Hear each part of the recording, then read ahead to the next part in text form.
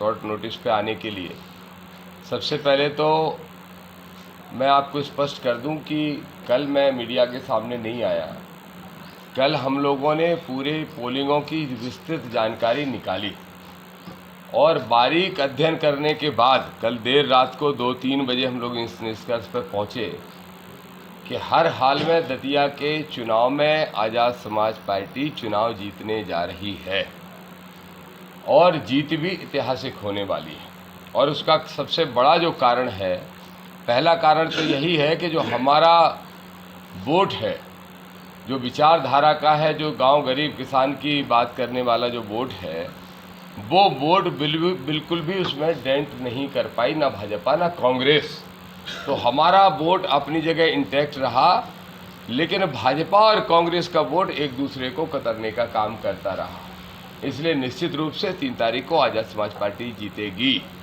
दूसरे विषय पे आते हैं। बड़ा खतरनाक खेल इस दतिया के चुनाव में देखने को मिला। मानवर कांसीराम साहब सहित हमारे मिशन के बहुत सारे नेता कहते थे कि जब भी कोई तीसरी ताकत मजबूत होती है तो दोनों ही मुख्य दल मिलके उसको हराने की कोशिश करते हैं। कुछ इसी तरीके का नज़ारा दतिया में देखने को मिला। दतिया में भारतीय जनता पार्टी मतलब नरोत्तम मिश्रा, और भारतीय जनता पार्टी तो यहाँ पे थी नहीं, भाजपा तो यहाँ पे दादापा थी। तो बिना दादापा के भाजपा अस्तित्व विहीन हो जाती है। तो वो दादापा और कांग्रेस घनश्याम सिंह दोनों ने मिलके अंत में जाके चुनाव लड़ा कि कैसे आज़ाद समाज पार्टी को हराया जाए। फिर भी वो असफल रहे। हर हाल में आज़ाद समाज पार्टी जीतने जा रही है। एक बात मैं स्पष्ट कर दूं, ये मेरा आरोप भी है और अगर कोई नकारे तो मैं इसके प्रमाण दे सकता हूँ। कांग्रेस का प्रत्याशी कांग्रेस का नहीं बल्कि नरोत्तम मिश्रा का प्रत्याशी था। आपको याद होगा कि जब तक नरोत्तम मिश्रा चुनाव लड़ने के लिए मैदान में थे, पार्टी ने टिकट उनकी पार्टी ने नहीं काटा था, तब तक नरोत्तम मिश्रा का हर भाषण हर बयान राजेंद्र भारती पे हमला होता था। और उस समय तक प्रदेश के कांग्रेस के अध्यक्ष जीतू पटवारी एक ही भाषा बोल रहे थे कि हर हाल में राजेंद्र भारती या उनके परिवार को टिकट दिया जाएगा, क्योंकि बड़ी सिंपैथी उनके लिए लोगों के मन में है। क्योंकि नरोत्तम मिश्रा चाहते थे कि राजेंद्र भारती चुनाव लड़ें ताकि दामोदर यादव और राजेंद्र भारती एक दूसरे के वोट काट सकें। तो पीसीसी चीफ नरोत्तम मिश्रा के इशारे पर राजेंद्र भारती को टिकट देने के लिए आतुर थे और उसमें दिग्विजय सिंह ने भी हाथ मिला रखा था। लेकिन जैसे ही नरोत्तम मिश्रा का खुद का टिकट कटता है तो फिर नरोत्तम मिश्रा से पूछा जाता है इस कांग्रेस के द्वारा कि अब किसको टिकट दिया जाए। और फिर नरोत्तम मिश्रा के कहने पे नरोत्तम मिश्रा के तनखैया घनश्याम सिंह को टिकट दिया जाता है। मेरा सीधा आरोप है, नरोत्तम मिश्रा को ने लगातार 3 चुनाव में करोड़ों रुपए के रूप में घनश्याम सिंह को सवड़ा में फंडिंग की है। और दतिया में जो घनश्याम सिंह कैंडिडेट थे वो राहुल गांधी की कांग्रेस के नहीं, वो नरोत्तम मिश्रा के कैंडिडेट के रूप में चुनाव लड़े। इससे ये सिद्ध होता है कि मनुवादी हो या सामंतशाही, सब संविधानवादी अम्बेडकरवादी ताकतों को रोकने के लिए इकट्ठे होते हैं। लेकिन गांव गरीब किसान ने ठाना था, इसलिए आज़ाद समाज पार्टी बहुत ताकत से चुनाव जीतने जा रही है। अब आपको कुछ पूछना है तो पूछ सकते हैं। निरंतर घनश्याम सिंह के द्वारा राजेंद्र भारती पर भी आरोप लगाए जा रहे हैं कि वो भारतीय जनता पार्टी के एजेंट हैं। नहीं, बिल्कुल सच कहा है। अगर घनश्याम सिंह ये कह रहे हैं कि राजेंद्र भारती एजेंट हैं तो राजेंद्र भारती पहले से एजेंट थे कि नहीं हमें नहीं मालूम, लेकिन नरोत्तम घनश्याम सिंह तो पहले से एजेंट है। हाँ, इस चुनाव की अगर स्थिति स्पष्ट करना चाहें आप पूछेंगे तो मैं साफ कह रहा हूँ कि नरोत्तम मिश्रा के 100 चिन्हित पदाधिकारी और प्रमुख लोगों ने में से 95 लोगों ने घनश्याम सिंह का खुल के साथ दिया है।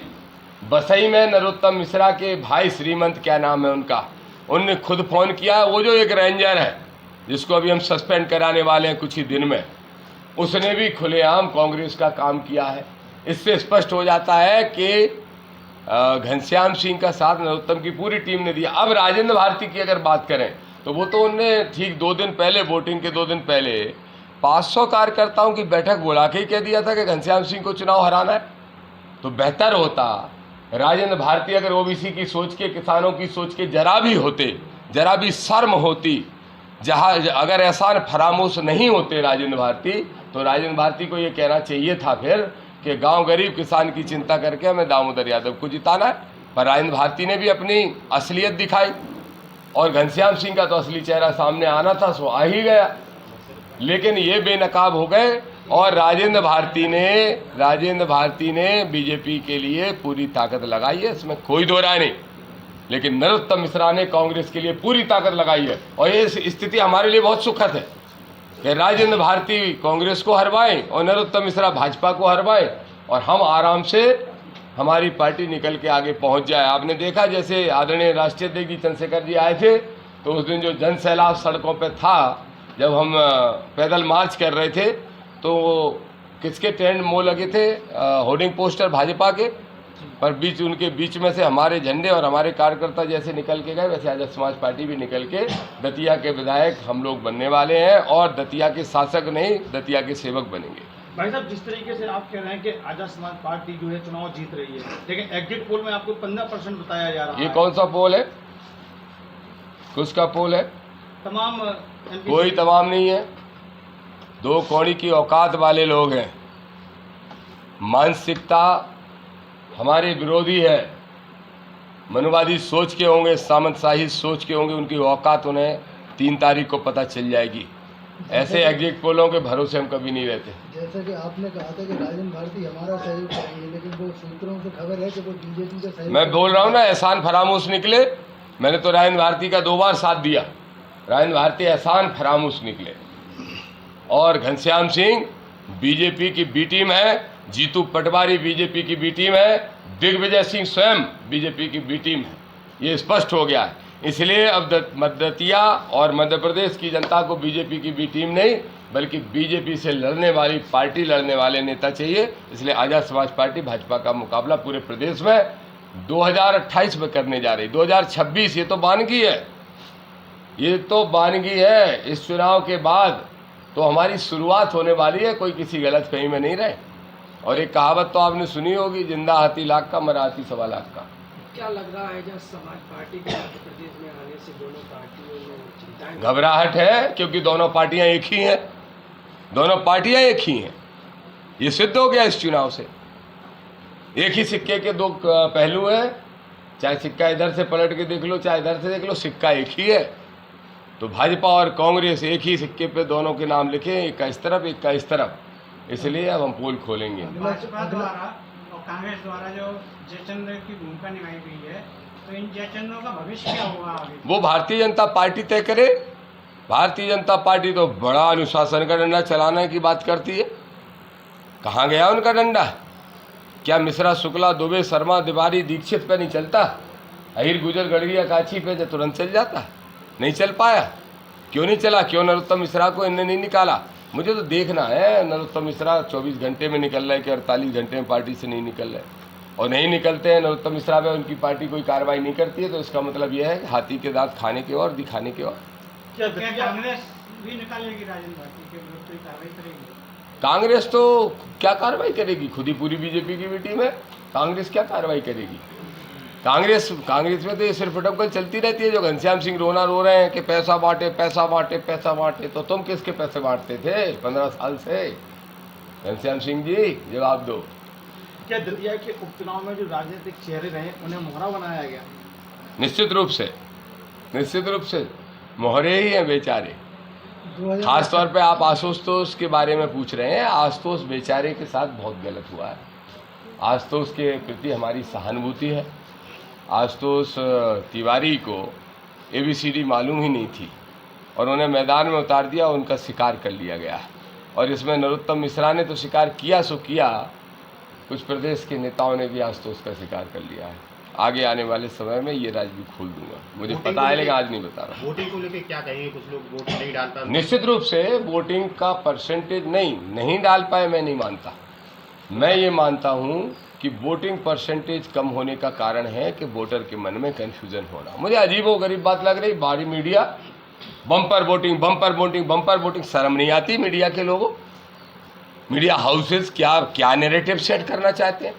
हमारा चुनाव तो उन बड़े बड़े मीडिया हाउसेस से भी हो रहा था। हम सिर्फ भाजपा कांग्रेस से नहीं लड़ रहे थे।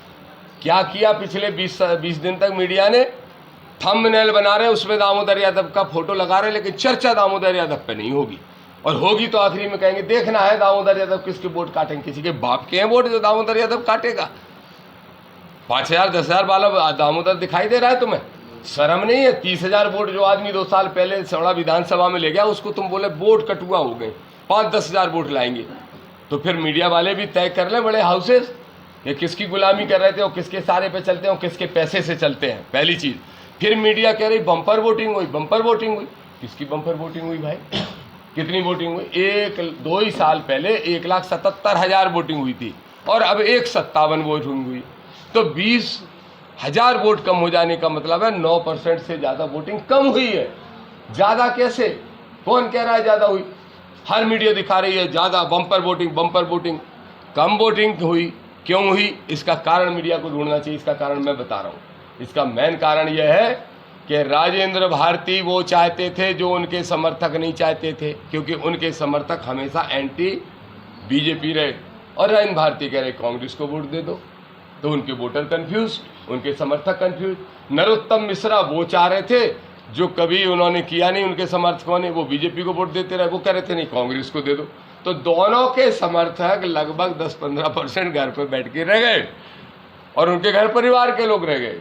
और आम जो न्यूट्रल वोटर था वो भी बड़ा कंफ्यूज हो गया इसमें कि एक ये कह रहा है, दूसरा ये कह रहा है, पूरब पश्चिम की तरफ जा रहा है, पश्चिम पूरब की तरफ जा रहा है। इसलिए अच्छा है कि जो स्टेट चल रहा है दामोदर यादव उसी का साथ दे दो। पिछली बार से जो 9% कम हुई वोटिंग, तो ये किसके पक्ष में जा रहा है? 100% हमारे पक्ष में, इसमें कोई डाउट ही नहीं है, कोई डाउट नहीं है। देखिए बड़ा सीधा आंकड़ा है, SC का वोट 90% गिरा है, जो हमारा सबसे बेस वोट बैंक है। माइनॉरिटी का वोट भी 80% गिरा है, जो हमारा बेस वोट बैंक, वो भी बनेगा इस बार से। लोगों की जाले साफ हो जाएंगे दिमाग के।